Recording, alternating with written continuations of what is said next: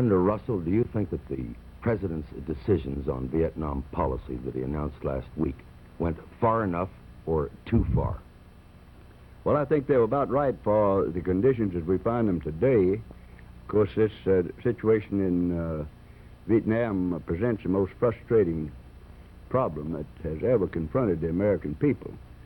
And the question of how many men you should send or how many men you should call up is one of judgment. I think that that's about as many as we can send and support over there at this time, and we're going to have to put get many ships out of mothballs and put them back into use on the seas if we support many more men than those that he has already tabbed for service in Vietnam. Live from CBS Washington, Face the Nation, a spontaneous and unrehearsed news interview with Senator Richard B. Russell, Democrat of Georgia, Chairman of the Senate Armed Services Committee.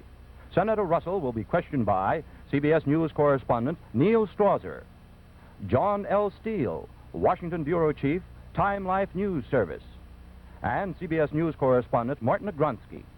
We shall resume the questioning of Senator Russell in just a moment.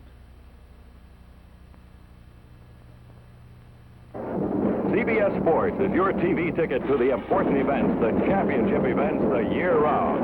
This summer, for example, CBS Sports presents an exciting array of Yankee baseball, bowling and tennis classics, sports with Pee Wee Reese, and for the first time, specially selected National Football League exhibition games. Come September 19th, all eyes will be on CBS for the official opening of the NFL season, and every weekend throughout the fall for top gridiron action. The championship game, the playoff bowl, and the Pro Bowl round out our exciting NFL picture. Just as CBS Sports Spectacular begins championship coverage of championship events the world over. The CBS Golf Classic, the Masters, and the Carling World Open are three top golf tournaments. And of course, no year would be complete without the famed Triple Crown of racing. Yes, the important events, the championship events, are yours the year round on CBS.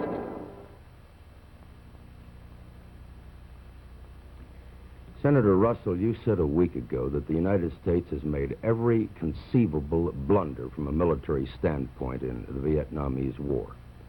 Well, do you still feel that way, sir? I think we've made a great many blunders, but I didn't say exactly that. I said we have made every conceivable blunder, and by that I went back to the time that the fighting started over there 20 years ago.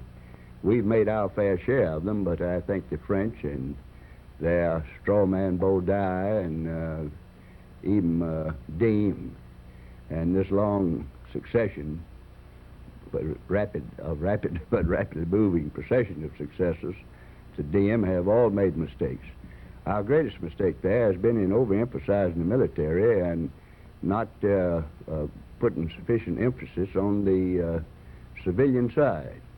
The people there don't have much sense of nationalism to start with, and no cause can ever win that hasn't got a champion that the people admire. Whenever people go to calling their leader uncle, you'd better look out. Uncle Ho, Uncle Mao Zedong, and all these others all through history. When they have a man in whom they have implicit confidence, you're dealing with a very dangerous enemy. You feel, Senator Russell, that they have more confidence then in the opposition, in the Viet Cong, the majority of the people in South Vietnam, than they do in their own government? Is that? I'm frank to say that while my experience over there had been limited to hours and not days, that I think that it'd be highly likely that they'd vote in a plebiscite to place themselves under Ho Chi Minh rather than any one of those that are in control there now. How many people do you suppose know the present leader in South Vietnam, General Ky or Kai? He was there last I heard of it 2 or 3 days ago, and I don't suppose they've had any coup since that time, but very few people know him, and very few people have any desire to die for him, and very few people know whether or not he would give them a fair form of government if he were permanently installed as leader and peace were restored. One of the vital things there is getting a stable civil government. Unless we get that base, this war can run on there interminably. Senator, if I understood you correctly, you said you felt that if the people voted today, they would vote communist. Now, if that is the case, and if there is evidence in that direction, why are we there at all? And why do we increase our commitment? Well, we are there because we were invited in. I no need of threshing old straw. I was one of those who didn't think we should go in there. I have never been able to understand the attitude of those that are demanding an all-out war against communists 10,000 miles away when we have a terrible logistical problem in supplying our people, not only supplying them, but getting them there and bringing them back when they're wounded. Yet they look with complete indifference on the construction of a great communist bulwark, a fortress 90 miles off our shore in Cuba. I can't reconcile that, but many people evidently don't have any trouble in making a great deal of difference. We're there because the government invited them in there, and no plebiscite's been held, so we don't know. Well, Senator, you're one of the Senate's leading experts on military affairs, and thank you. I wanted to ask you in that connection whether the loss of Vietnam would be a very rude and very great strategic blow for us, perhaps costing us further in the Southwest Pacific and Southwest Asia. I think that as of today, that the loss of South Vietnam would be a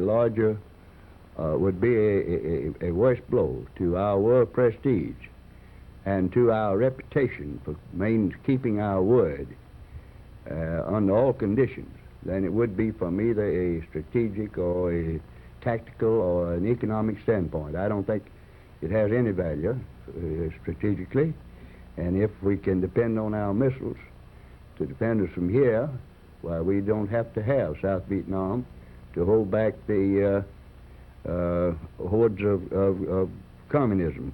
I'm thoroughly familiar with the domino theory, that if South Vietnam falls, that all of the others fall. I don't think that's necessarily true. I don't agree with that completely.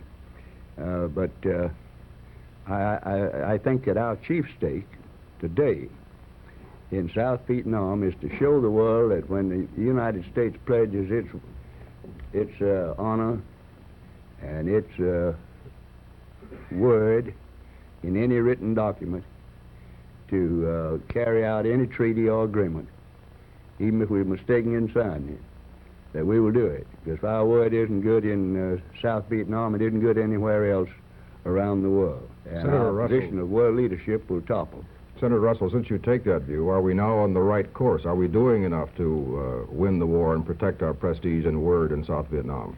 No, I don't think that we've done enough to now to win the war, but one of the main things that I'm apprehensive about is the fact that they will dump an undue proportion of this war on us.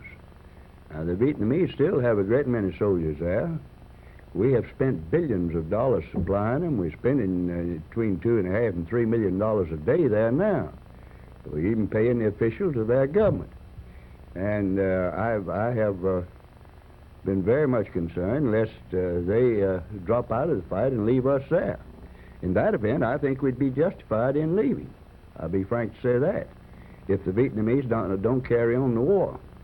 Well, you first of all want a greater political effort inside Vietnam. Absolutely. I think that we have overlooked the fact that a stable government in South Vietnam is vital to military success in South Vietnam. Is Ambassador Lodge the man to do that?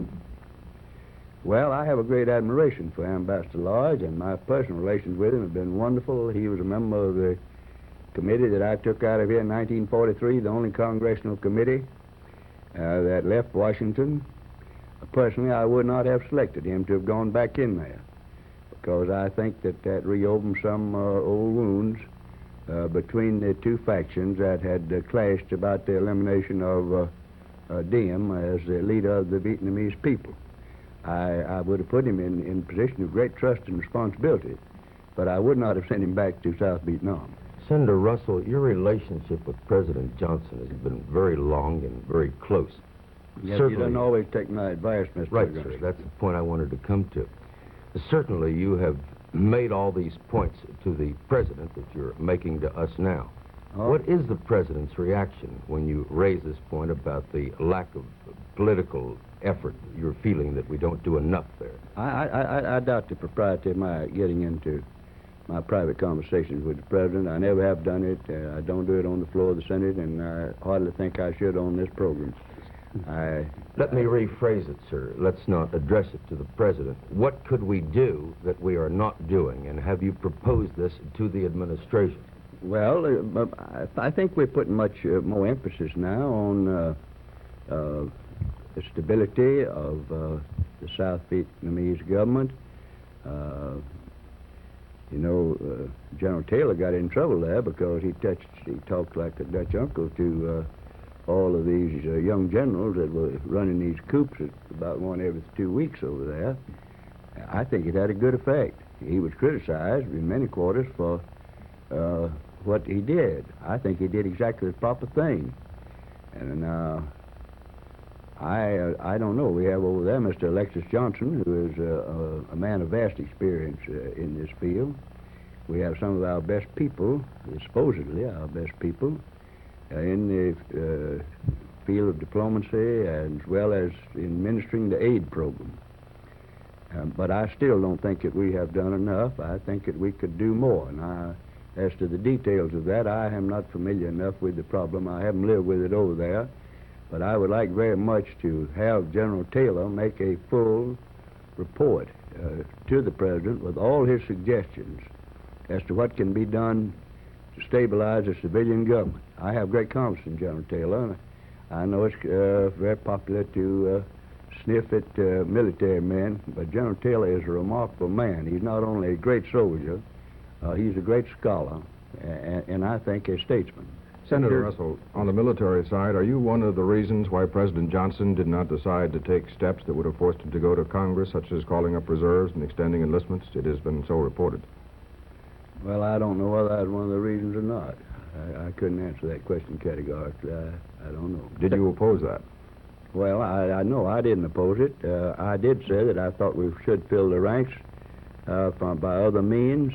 I think we should maintain our military forces in this country, on this continent, at the same strength they were before we started sending the troops to Vietnam. We cannot afford to be caught in a situation elsewhere, such as Vietnam or the Dominican Republic, with fewer soldiers than we have at the present time.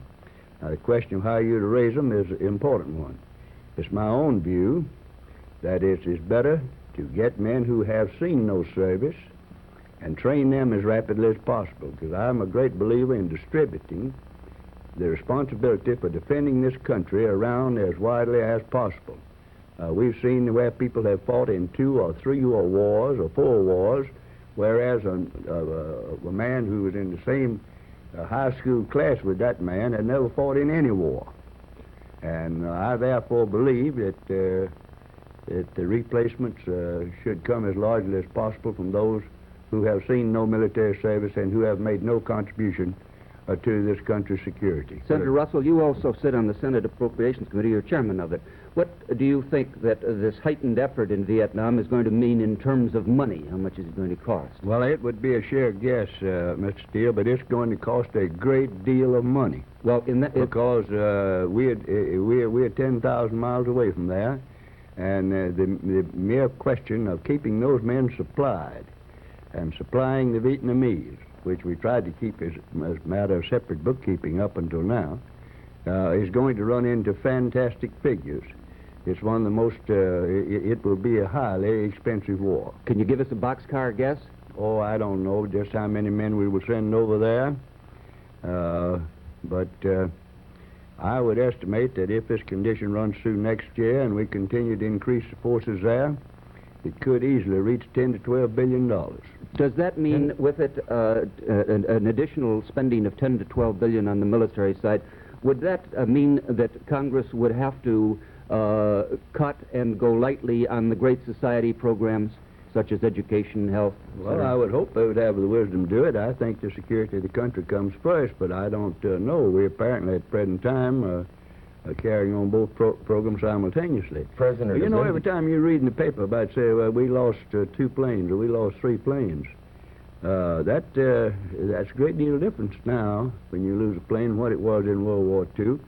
We have very few planes that cost less than $2 million each, and many of them, with all of their electronic equipment, cost nearer $3 million. And I'm not talking about the large bombers now. I'm talking about the fighter bombers. Senator, you've indicated that we may have to anticipate spending $10 to $12 billion more as a supplemental defense appropriation just for the Vietnam War. What guess would you make on how many more men we would have to put into the area?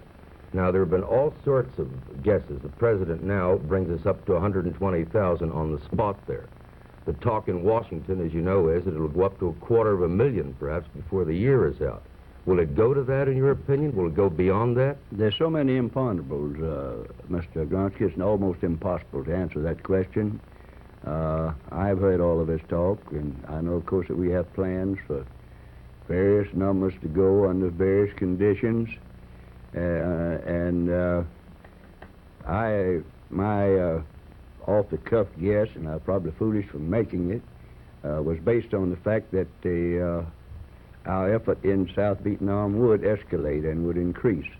I use that word escalate. It wouldn't be very popular here lately. But it would increase very greatly during 1966. If it doesn't, it won't cost that much. If our effort's no greater than the 125,000 the president's talking about now, it won't cost anything like that much. Would it need many more men to really win the war there, even given a good effort from the South Vietnamese? Well, it will require a great many more men. I have not been entirely happy with this general acceptance of a figure of 10 to 1 as a requirement to win a war of this kind, 10 men on our side to 1 of the enemy. I think that shows that we have failed in our training of our special service forces, if that is true. Because if they are properly trained and have the proper proportion of the Vietnamese who know the country with them, something like the team idea we employed in Korea, I think we ought to do it with much fewer men than that. But if it requires 10 to 1, it's going to take an awful lot of American boys over there to settle it. Now, I realize now if you just pick up, I say, the mobilize this New York and Pennsylvania National Guard Division, as you've read in the press that they might do. It'd take a great many of those boys to get out there in the jungles and find one of those Viet Cong, and then you'd lose a great many of them in the process. But if we train our men to the nth degree in this special type of guerrilla fighting, I know of no reason why our soldiers shouldn't equal theirs. You're dissatisfied with the training. Do you feel that Defense Secretary McNamara's economy program has created serious shortages in the defense program and has effectively damaged our military posture there? Secretary McNamara, he has more vitality and more drive and more energy than any man I know, and a great deal of ability. Is it directed in the right channel? I do want to say that I am not at all happy about the status of some of our regular Army forces. I don't think that all of them have all of the equipment that they need. How does he respond to criticism like that, Senator? Well, he thinks they have. Senator, where are they short? This is very interesting to me because you've watched this a long time. I don't think I should get into the details of that. It's not in rifles.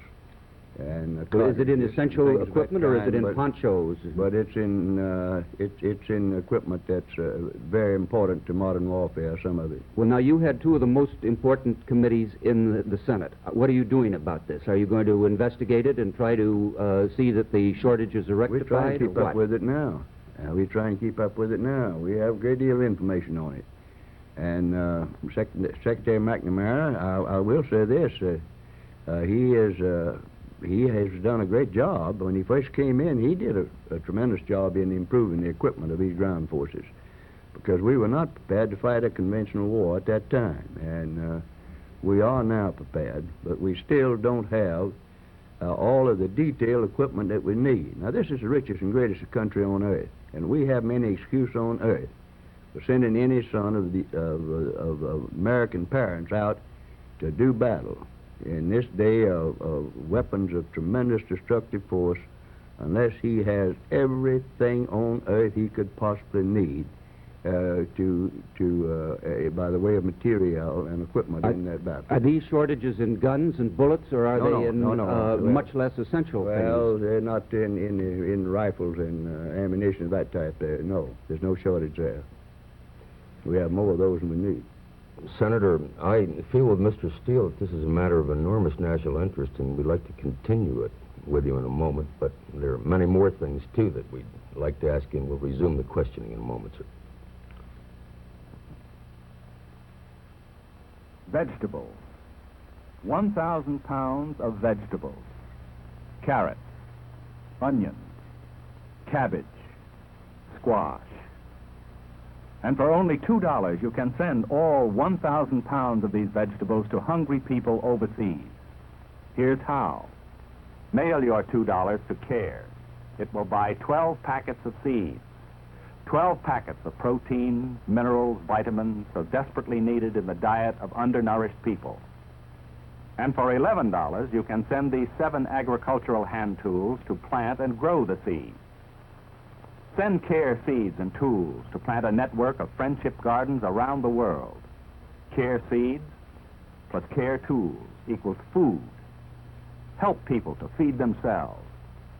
Send your dollars to CARE, New York, 10016, or your local CARE office.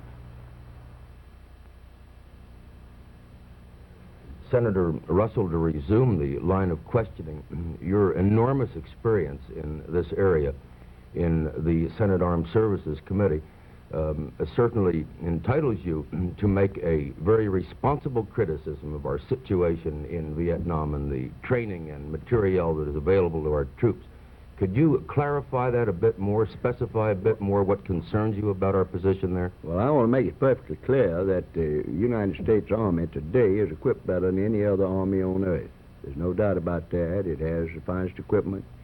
It has the best equipment. It has the most equipment per man of any army on earth. And our divisions that are stationed in Germany have practically everything that they have asked for. Some of the divisions, and particularly our reserve forces in this country, do not have all of the equipment that is supposed to go with a division. It's not rifles, it's not cartridges, it's not machine guns, but they don't have, for example, some of these divisions, in particular reserve divisions, do not have sufficient mobile equipment, trucks and things of that kind. And that's what I had in mind. I didn't mean to leave any impression that the Army is deficient in fighting a war, because they've got the best equipment and the most equipment of any army in the world today.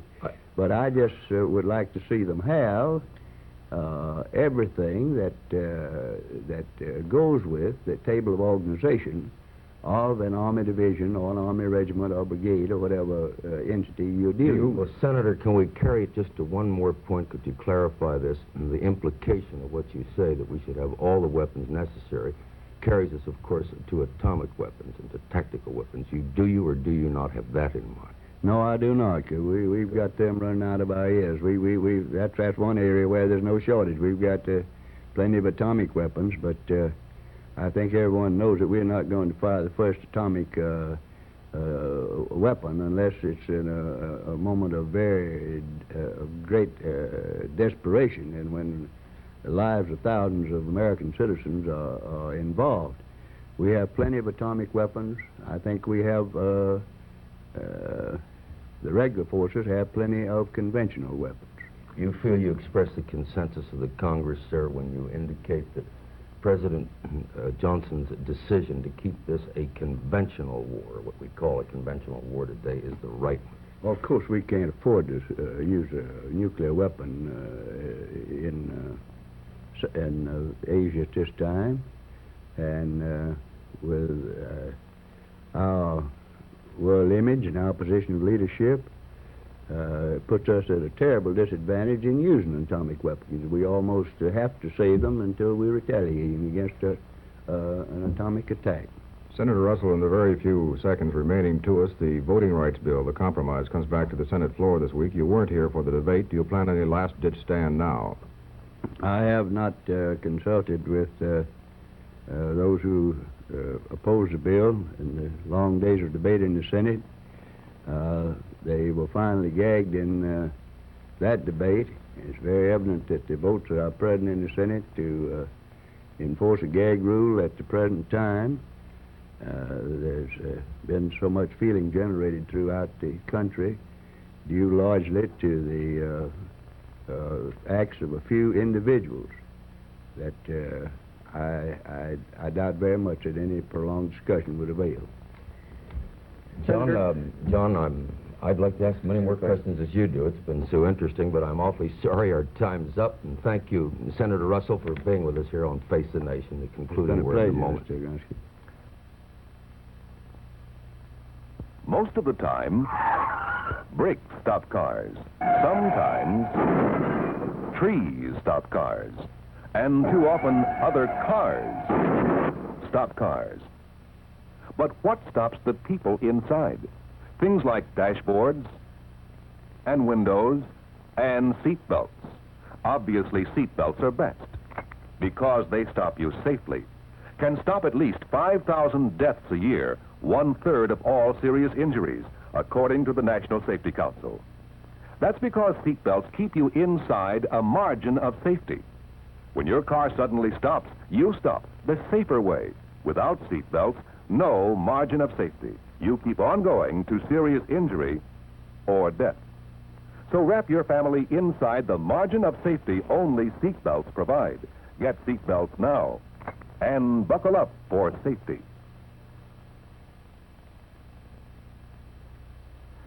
Today on Face the Nation, Senator Richard B. Russell, Democrat of Georgia, chairman of the Senate Armed Services Committee, was interviewed by CBS News correspondent Neal Strawser.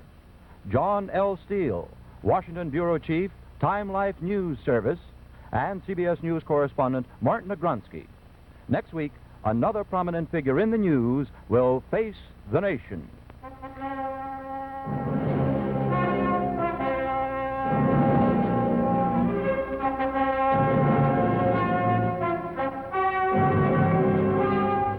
Face the Nation was broadcast live from CBS Washington. Boy schools are the greatest character-building institutions in our country today. Herbert Hoover. Who was Herbert Hoover? You don't know who Herbert Hoover was? Boy, are you dumb.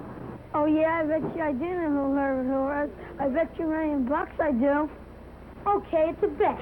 What did he do that was so great? I'll tell you. I'll tell you what he did. He built this boys club, and a skillion more of them for boys all over the country. Oh, yeah? He built them? Who said so? You trying to tell me he built this building all by himself? Well, maybe he didn't build it by himself, but he helped. Maybe you're not so dumb after all. Okay, where's my $1,000,000? Here, put this on. It's worth $1,000,000. Give to the Herbert Hoover Memorial Fund, Box 1000, Times Square, New York.